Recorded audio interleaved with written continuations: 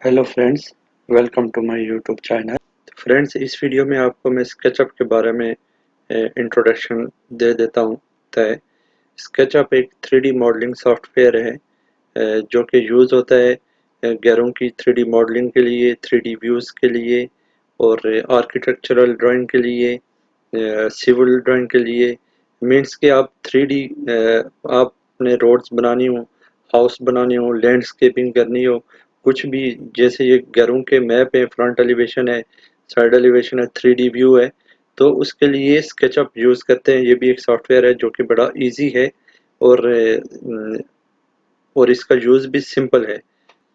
तो चलिए स्केचअप को मैं ओपन करता हूँ और डिस्कस करते हैं कि स्केचअप को कैसे यूज़ किया जाता है। तो उसके लिए मैं सबसे पहले यहाँ पे मैंने स्केचअप को इंस्टॉल किया हुआ है। स्केचअप 2017 है, तो इसके ऊपर मैं क्लिक करूँगा तो ये स्केचअप ओपन हो जाएगा। तो यहाँ पे आपको ऑप्शन क्या आएगा कि चूज टेम्पलेट। आपने टेम्पलेट को चूज करना है यहाँ से।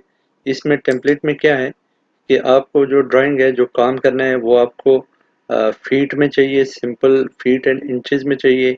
आपको टेम्पलेट, आपने जो ड्राइंग बनानी है वो मीटर में है। आर्किटेक्चरल डिज़ाइन है, आर्किटेक्चरल डिज़ाइन मिलीमीटर है, आर्किटेक्चरल डिज़ाइन मीटर्स में है। तो यहाँ से आप टेम्पलेट चूज़ करेंगे जिस हिसाब से आपने ड्राइंग बनानी है। तो मैं यहाँ से फ़िलहाल सिंपली इसको feet and inches he select कर लेता हूँ। उसके बाद क्या करेंगे, उसके बाद आपने क्लिक कर लेना है स्टार्ट यूजिंग स्केचअप।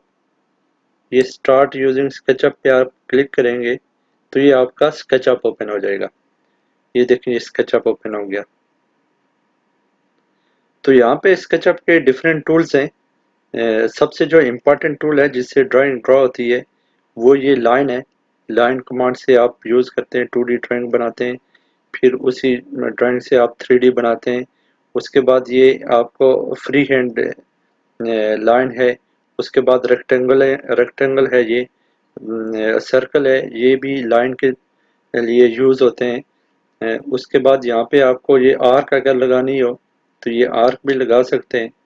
उसके बाद अगर मूव करना हो ऑब्जेक्ट को तो ये मूव है, एक्सटेंड करना हो तो ये एक्सटेंड पुश पुल बटन है, ये रोटेट का बटन है और ये स्केल का बटन है। इसमें ये आप देख सकते हैं स्केल है, ये हाफ सेट अगर लेना हो। उसके बाद ये मेजरमेंट टेप है, ये आपको डायमेंशन वाला ऑप्शन है और यहाँ से इसके डिफरेंट व्यूज़ है।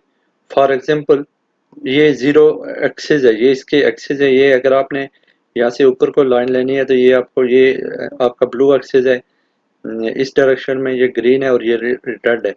तो अगर मैं यहाँ से इससे इसको अभी हाइड कर लेता हूँ या आप इसको इरेज भी कर लेते हैं तो ये यहाँ से मैं एक रेक्टेंगुलर ड्रा करके एक सिंपल सी लाइन लगा लेता हूँ। ये मेरा लाइन लग गया। ये आपके लिए मेरा एक प्लॉट है। तो इसका मैं टॉप व्यू कर लेता हूँ, टॉप व्यू करूँगा। उसके बाद इसको ये पकड़ के आप यहाँ से मूव कर सकते हैं। फॉर एग्जांपल यहाँ से अगर मैंने वॉल, ये आप कह सकते हैं कि वॉल लगानी हो तो मैं इसका हाफ सेट भी ले सकता हूँ अंदर में। यहाँ से हाफ सेट का ऑप्शन है, ये हाफ सेट लेके यहाँ से ये आपको अंदर जहाँ पे भी लेना है। ये मैंने 9 इंचज़ की दीवार होती है तो मैं ये 9 इंचज़ का यहाँ से फॉर एग्जांपल ये मैंने ये हाफ सेट ले लिया तो ये हमारी एक दीवार बन गई सिंपली सी।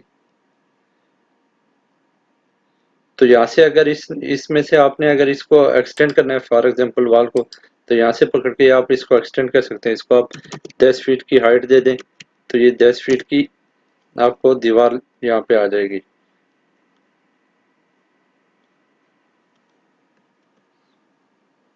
या इसको फ्री एक्सटेंड करना तो ये कर सकते हैं। उसके बाद यहाँ से ये व्यूज़ हैं इसके, ये इसका टॉप व्यू है, ये फ्रंट व्यू है, ये राइट व्यू है, वो भी आप देख सकते हैं। और इसको यहाँ से पकड़ के आप किसी तरह भी मूव करके आप इसको कोई भी, यहाँ से कोई भी साइड देख सकते हैं। उसके बाद यहाँ पे आपके पास ये डिफरेंट यहाँ पे मटेरियल हैं, कंपोनेंट्स हैं, लेयर्स हैं। ये आप लेयर हैं, जैसे ऑटोकैड में लेयर से काम करते हैं, इसमें भी आप लेयर बना के काम कर सकते हैं। जैसे यहाँ पे मटेरियल है, यहाँ पे कोई भी ये आपको अगर कलर करना हो, फॉर एग्जांपल मैंने ये वॉल को अगर ब्लॉक का कलर देना है तो यहाँ से ये यहाँ से सॉरी इसको मैं यहाँ से पकड़ूंगा और ये कलर दे दूंगा। ये देखो ये वॉल हमारा कलर हो गया, ओ ब्लॉक का कलर आ गया ऐसे। उसके बाद ये डायमेंशन है, अगर आपको किसी भी जगह की डायमेंशन चाहिए तो ये आप डायमेंशन ले सकते हैं। ये आपकी लेंथ विड्थ चाहिए तो वो आप इजीली यहाँ से ले सकते हैं।